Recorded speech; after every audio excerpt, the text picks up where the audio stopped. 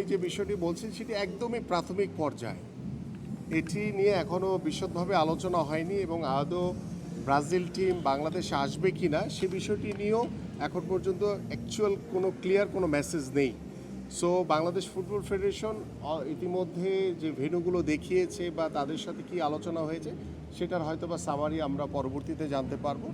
But আমরা যেটি বিশ্বাস করি যে ব্রাজিল টিম যদি আসে বাংলাদেশে এবং এসে যদি আমার বাংলাদেশ টিমের সাথে খেলে, এটি বাংলাদেশের জন্য আমি মনে করি অনেক বড় অ্যাচিভমেন্ট।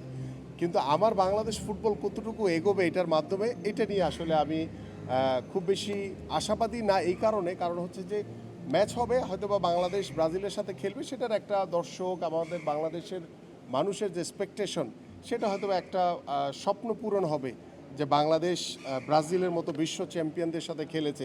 এবং আপনারা সবাই জানেন যে বাংলাদেশের বিশ্বকাপ ফুটবলের সময় আমাদের ব্রাজিলের সাপোর্টাররা বা আর্জেন্টাইন সাপোর্টাররা যেভাবে উৎসাহ উদ্দীপনা নিয়ে বিশ্বকাপ ফুটবল দেখেছে, সেটার হয়তোবা কিছুটা আমরা উপলক্ষকে সামনে রেখে আমাদের হয়তোবা দর্শক যারা রয়েছেন তারা হয়তো একটু আনন্দিত হবেন। কিন্তু ব্রাজিল টিম খেলে গেলে যে বাংলাদেশের ফুটবলের পরিবর্তন আসবে এই বিষয়টির সাথে আমি একমত না।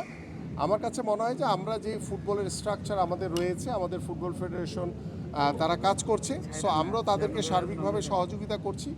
আমরা যেটি চাচ্ছি যে আপনারা জানেন যে নতুন করে স্পোর্টসের মাধ্যমে একদম রুট লেভেল থেকে খেলোয়াড়দেরকে তুলে আনা এবং সেখানে ফুটবলের মতো আমরা দেখেছি যে